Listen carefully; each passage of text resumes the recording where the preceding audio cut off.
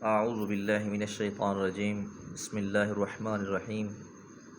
قل یا اہل الکتاب لستم علی شیء حتی تقیموا التوراۃ والانجیل وما انزل الیکم من ربکم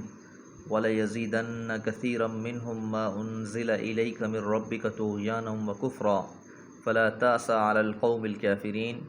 ان الذين آمنوا والذين هادوا والصابئون والنصارى من آمن بالله واليوم الآخر وعمل صالحا فلا خوف عليهم ولا هم يحزنون۔ سورۃ المائدہ آیات 68 اور 69۔ قل فرما دیجئے، یا اہل الکتاب، اے اہل کتاب، لستم تم نہیں ہو، علی شیء کسی بھی چیز پر۔ یہ وہ پیغام ہے جو اہل کتاب کو عام اس سے کہ وہ یہودی ہیں یا نصارہ سنانے کا حضرت صلی اللہ علیہ وسلم کو۔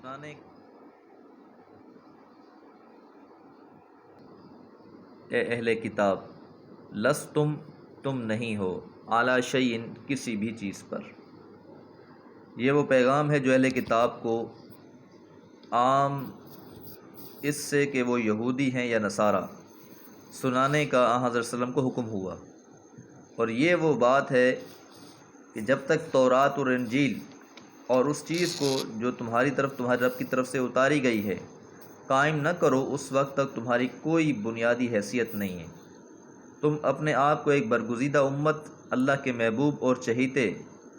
اور برگزیدہ اور چہیتوں کی اولاد، اور اس خام خیالی میں مبتلا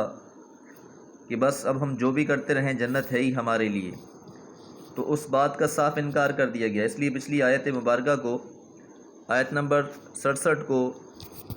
تمہید کے طور پر لایا گیا، اور یہ بات واضح طور پر کہہ دی گئی کہ بس اب جو بھی بات ہے ان کو کھلے طور پر بتا دیجئے۔ اس لیے فرمایا، قل فرما دیجئے، یا اہل کتابی، اہل کتاب، لستم علی شیء تم کسی چیز پر نہیں ہو، حتیٰ یہاں تک کہ تقیموا التوراۃ تم قائم کرو تورات کو، والانجیل اور انجیل کو، تورات اور انجیل کے احکامات کو، وما انزل الیکم اور جو نازل کیا گیا تمہاری طرف، من ربکم تمہارے رب کی طرف سے، اور جو نازل کیا گیا اللہ کی طرف سے اس پر بھی ایمان لانا ہے۔ اب یہ ساری باتیں اور یہ مطالبہ ان سے، لیکن نتیجہ کیا نکلنا ہے اللہ نے وہ بھی بیان فرما دیا۔ وَلَيَزِيدَنَّ اور لا یقیناً، یزیدن یہ بڑھ جائیں گے، کثیرا منہ ان میں سے بہت سارے،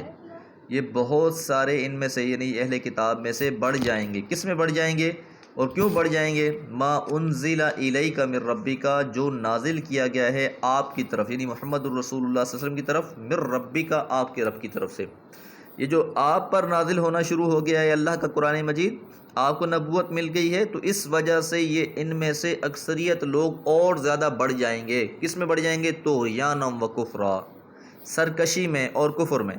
یہ سرکشی اور بغاوت میں اور زیادہ بڑھ جائیں گے۔ انہیں اس بات کا اعتراض ہے کہ یہ نبوت کا سلسلہ ان کی نسل میں قائم کیوں نہیں رہا، اور نبوت کا سلسلہ بنی اسحاق سے بنی اسماعیل میں کیوں منتقل ہو گیا۔ فلا تأس پس نہیں ہے افسوس، علی القوم الکافرین ایسی قوم پر جو کفر کرنے والی ہے۔ اس لیے وہ جو کچھ کر رہے ہیں اس سے آپ اپنے آپ کو ہی نقصان پہنچا رہے ہیں، اور اس کا وبال بھی انہوں نے خود ہی بھگتنا ہے۔ ان الذین یقیناً جو لوگ آمنوا ایمان لائے، والذین ہادوا اور وہ جو یہودی ہوئے، والصابئون اور صابی، والنصارى اور نصرانیوں میں سے، من آمن باللہ جو بھی ایمان لائے گا اللہ پر، یعنی سابقہ ان کا مذہب کوئی بھی ہے۔ یہ وہ لوگ جو بظاہر کہتے ہیں کہ ہم ایمان لے آئے ہیں، چاہے وہ یہودی منافقین میں سے ہیں یا عام منافقوں میں سے ہیں، یا وہ لوگ جو کہتے ہیں کہ ہم تو یہودی ہوئے ہیں، یا وہ جو صابی، اور صابی ایک اور مذہب تھا جو مکہ کے گرد و نواح میں موجود تھا، اور اکثر یہ وہ لوگ تھے جو ستاروں کی پرستش کیا کرتے تھے، اور عام طور پر کوئی شخص اپنے باپ دادا کے دین کو چھوڑ دیتا تھا تو اسے بھی یہ لوگ صابی کہتے تھے۔ تو فرمایا جو بھی ہے ان میں سے، والنصارى اور چاہے وہ اپنے آپ کو نصرانی کہلانے والے ہیں، شرط کیا ہے؟ من آمن باللہ جو بھی ایمان لایا اللہ کی ذات پر، اللہ پر ایمان لایا، والیوم الآخر اور آخرت کے دن پر ایمان لایا، اور وعمل صالحا، اور اس نے عمل کیے نیک۔ تین باتیں، ایمان کس پر؟ اللہ کی ذات پر، اور آخرت پر بھی ایمان، کیونکہ یہ لوگ اکثر ان میں سے لوگ یہ جو تھے اہل کتاب تھے، صابی تھے یہود و نصارہ میں سے، تو یہ لوگ اللہ پر ایمان لاتے تھے تو ساتھ شرک کرتے تھے، اور ان میں سے بہت سے لوگوں نے آخرت کے بارے میں بھی عجیب قسم کے تصورات گھڑ لیے تھے۔ اس لیے کہا نہیں، اصل بات یہ ہے کہ جو بھی صحیح معنوں میں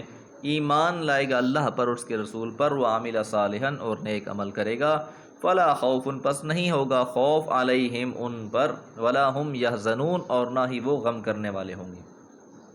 تو خوف ہوتا ہے اس پر جو آنے والا ہو، تو ایسے لوگ جو ایمان، خالص ایمان والے اور عمل صالح والے لوگ ہیں، انہیں آگے کا خوف نہیں ہوگا،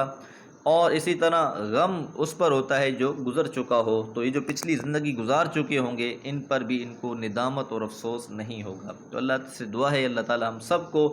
خالص ایمان اور عمل صالح کرنے کی توفیق عطا فرمائے، اور ہمیں بھی ان میں سے بنا دے جن پر نہ کوئی خوف ہوگا اور نہ ہی وہ اپنی زندگی پر غم کرنے والے ہوں گے۔ وما علیہ الا البلاغ۔